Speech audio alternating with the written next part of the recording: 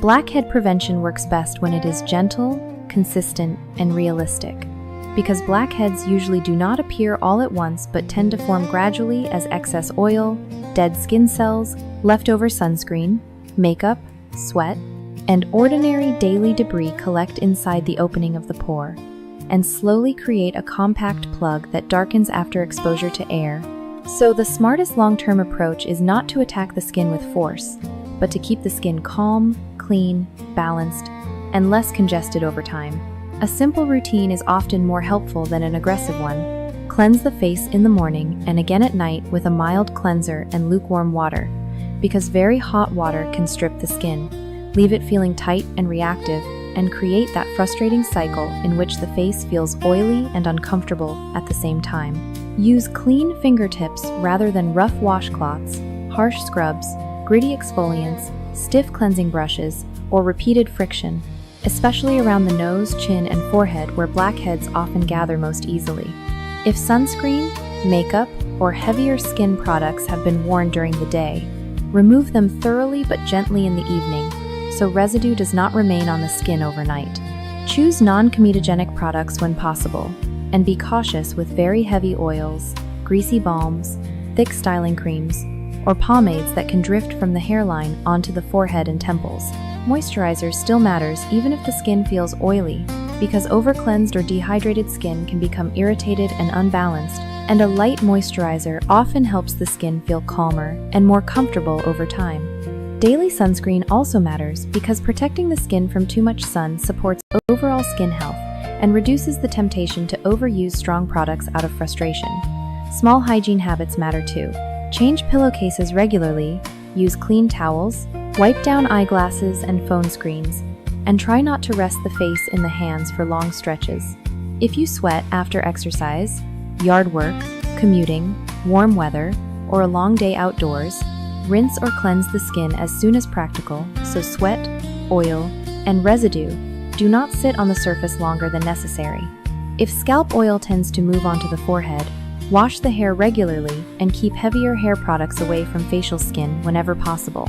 Some people do well with a gentle salicylic acid product to help keep pores clearer over time, and some benefit from a retinoid if their skin tolerates it.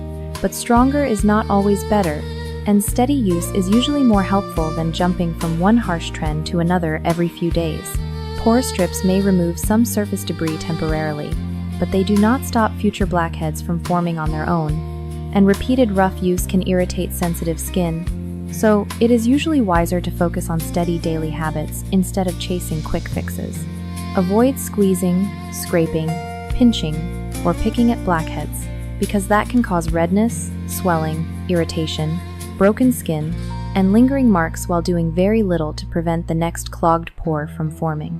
It also helps not to inspect the face too aggressively in magnifying mirrors, because normal skin texture can begin to feel like a major problem when it is really just part of being human. Wash hats, pillowcases, and anything that rests against the forehead regularly. Keep makeup brushes and sponges cleaner than many people remember to do. Be thoughtful with thick or greasy products that stay on the face for many hours, especially in warm weather. Try not to switch products constantly out of frustration, because skin usually responds better to calm consistency than to panic. If a new product burns, stings strongly, or leaves the skin much redder, drier, or more uncomfortable, reduce it or stop it and return to a simpler routine. Regular sleep, a balanced routine, lower stress where possible, enough water, and patient habits support general well-being and may also help the complexion look steadier. Some people also find it helpful to keep a routine simple for several weeks instead of constantly changing cleansers, masks, toners, scrubs, and spot treatments, because when too many things change at once, it becomes harder to understand what is actually helping and what is only creating extra irritation. Blackhead prevention is usually a quiet habit rather than a dramatic event. Pores tend to respond better to patience than punishment, and the goal is not perfection but calmer, healthier skin over time, with habits that are realistic enough to repeat. If clogged pores become painful, inflamed, widespread, or stubborn despite gentle home care, it is wiser to seek guidance from a licensed dermatologist than to escalate with rough self-treatment. And maybe that is one reason older people often appreciate practical advice in general, Because after enough years, most people discover that most things in life improve more through steady routines, ordinary kindness, and the refusal to panic too early, which was exactly the philosophy of 79-year-old Nora Beth Larkin of Magnolia Springs Cottages in South Carolina, who believed with all her calm administrative soul that if a person kept decent coffee in the cabinet, labeled her freezer correctly, and answered the door only after putting on real shoes, very little in life could truly ambush her, a belief that held through widowhood, church committee work, one difficult gallbladder year, 3 grandchildren, and several regrettable attempts by her son to introduce her to smart home convenience, but which met its finest challenge on the rainy Saturday morning when a delivery man in a pink polo shirt rang her bell at 7:18 a.m. and asked where she wanted the donut wall for the bridal brunch. Nora Beth lived in a neat cream-colored cottage with blue shutters, 1 screened porch, 2 obedient hydrangeas, and a freezer containing 1 emergency meatloaf, 1 emergency pound cake, and several containers labeled soup in thick black marker, because supper, in her view, should never require invention after 5:30. She had spent 38 years as the office secretary at a middle school, which meant she trusted schedules, block letters, clipboards, and women who carried tissues more than she trusted decorative script, unstable folding tables, or any human being who said, "It'll all work out," before breakfast. She was widowed, but not lonely. She had 1 daughter in Charlotte, 1 son in Savannah, grandchildren who still called to ask how long a casserole should bake, and 3 close friends who met her almost every morning for coffee, and the sort of neighborhood review they all insisted was not gossip because it prevented decline. Those friends were Peggy Lou Satterfield, age 74, retired beauty salon owner, loyal to coral lipstick, clip earrings, and standards; Vernon Dale Ross, age 81, retired hardware store manager, suspicious of weak chairs, decorative shelving, and anyone who used ribbon for structural purposes; and Elsie Ray Donahue, age 76, widowed, former church pianist, soft-spoken and so dryly funny that people often laughed once immediately, and then again, a few seconds later, when they fully caught up. Nora Beth opened the front door in navy slippers and a housecoat to find not only the young man in the pink polo, but also a van full of pale lavender balloons, 3 cardboard pastry towers, and a white painted sign that read, "Brunch by the Brook." She looked at the sign, she looked at the man, then she looked at the driveway, where a second van had already begun reversing, with what appeared to be 2 large flower arches and a stack of gold chairs. "No," she said. The young man checked his clipboard. "Unit 17 Brook Lane?" "Yes," she said. "Then this is correct," he replied with the doomed confidence of a man who had not yet met the whole truth. Nora Beth lived at 17 Brook Lane. The Magnolia Springs Community Clubhouse, where events were actually held, stood on Brook Lane Circle.